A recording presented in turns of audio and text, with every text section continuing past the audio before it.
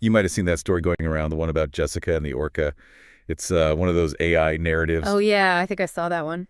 Well, today we're actually diving into the real story behind it. A truly tragic one, actually. Right. We're looking at Tilikum, probably the most famous, certainly the most, well, dramatic captive orca there's ever been. And this isn't just, telling the story again. It's really trying to explore what his life tells us about that gap, that disconnect between wild animals Hmm. and the captive environments we make for them. Absolutely. Our goal here really is to pull out the key things from the sources we've looked at to understand how environment shapes behavior, especially for these super intelligent apex predators like orcas. We'll look at some specific, frankly harrowing incidents with Tilikum Yeah. and try to connect them back to what we know, or maybe what's often missed, about orca biology and how they act in the wild. It's about getting past the immediate shock to see the bigger picture. And Tilikum, as we dig in, you see pretty quickly he wasn't just any whale. The sources describe him as the largest male orca in captivity.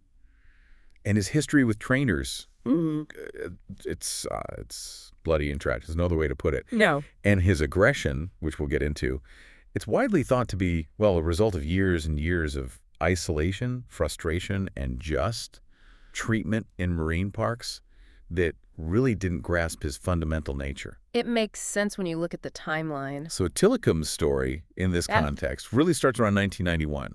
He was at Sea Lion of the Pacific up in Canada then, and that's where the first really devastating incident happened. Right, with Kaylee Barron. Exactly. It was supposed to be just a routine exercise, apparently. But Tilikum suddenly targeted her, dragged her into the water, kept her from surfacing. Her colleagues, they tried desperately to get involved to help her, but Tilikum was just overwhelmingly powerful. Yeah. Keely drowned. And when we talk about that power, it's critical to remember what a male orca like Tilikum is. He's top of the food chain. Their hunting skills, their strength, it's all evolved for the ocean, for complex instincts, survival, within these really intricate social groups or pods. Yeah. And the sources suggest that taking an animal like that, one wired for this vastness, for social hunting, and putting it in a tank, well, the sensory deprivation, the lack of control, it can cause these deep psychological issues. You might see obsessive behavior, self-harm even, or like with Killy, this severely redirected aggression. It's not just messing with their behavior. It's like it's rewiring them. Rewiring. That's a strong word. Yeah. So Yeah. are you talking about just the lack of stuff to do, like boredom? Yeah. Or is it more profound, like losing their social connections, their way of using their intelligence? It's absolutely both. Yeah. I mean, in the wild, orcas live in these complex female-led societies. Matriarchal, right. Exactly. They have unique dialects, culturally learned hunting tricks, passed down generations, stunning fish with tail slaps, or working together to wash seals off ice. Their huge brains are literally built for that kind of complex interaction strategy covering vast distances. So confinement, it essentially strips them of their culture, their society, their whole purpose, really. So after that awful incident at Sealand, the place closed down and Tilikum was moved, Yeah, to SeaWorld in Orlando, Florida. which is ironic because he became this huge icon there, a massive star attraction. That just sort of underlines an even bigger problem we're looking at. And that problem is what actually happens when an animal built for the ocean gets stuck in a tank. Yeah. It's just a fundamental Yeah. mismatch. And this huge shift, this change in environment, it can show up in ways you wouldn't expect, especially when you factor in their natural curiosity. Which I guess brings us to the second incident. This was 1999. A man, Daniel Dukes, apparently snuck into SeaWorld after hours. Yeah, that was a strange one. He deliberately got into Tilikum's pool. Seems like he was trying to swim with him. Mm-mm. The next morning, Duke's body was found draped over Tilikum's back.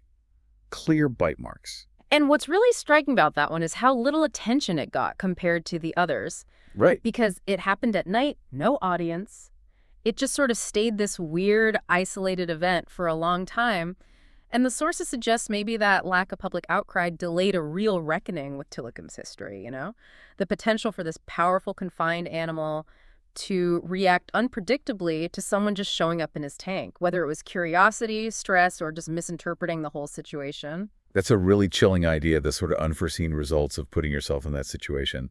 But it was the third incident about a decade later that just blew everything open, ignited this huge global reaction, and directly inspired stories like that Jessica one we mentioned. Don Brancho, 2010. Yes. A veteran trainer, Don Brancho, Considered one of the best, really experienced, she was doing a routine show with Tilikum. Standing at the edge of the pool, he was performing right in front of her. And then, suddenly, Tilikum grabbed her, by her ponytail apparently, pulled her straight into the water. In front of a horrified audience. Yeah. Guards, other trainers, they tried everything, throwing food to distract him, trying to intervene. But it was useless. The whale just kept pulling Dawn under, biting her, preventing her from surfacing. It apparently went on for, over 15 minutes? Horrifying. And it ended with her death. Yeah. And that event, that just sparked immense global outrage. It led directly to the documentary Blackfish. Yep. Which really shone a light on the harsh realities orcas can face in captivity, among other things. After that, trainers were banned from getting in the water with Tilikum, ever again. He stayed in his tank, mostly isolated, until he died in 2017. So if we try to, connect this back to the bigger picture, Tilikum's whole story really hammers home how vital that natural environment is for an animal's well-being, its behavior. Definitely. Orcas in the wild, they show incredible intelligence, intricate social lives, specialized hunting skills developed over generations, their power, their hunting ability. Yeah, it seems monstrous if you pray, but it's driven by pure instinct and survival needs. So when you take an animal like that, confine it, strip away its social world, its ability to explore, stop it from doing what it's naturally meant to do, the results can be tragic and unpredictable, not just for the animal, but for the people around it too. So looking back at Tilikum's life, it's just so tragic, defined completely by these three incidents. Kaylee Barron, Daniel Dukes, and then Dawn Brancheau, which really did spark that global conversation and led to Blackfish. Exactly. And we've talked about how an orca's power, its hunting nature, isn't inherently malicious. It's instinctual. It's for survival in this huge, complex environment. Tilikum's story really forces us to think hard about the implications, the deep consequences of keeping these incredibly smart, social, powerful predators in places so drastically different from their natural homes.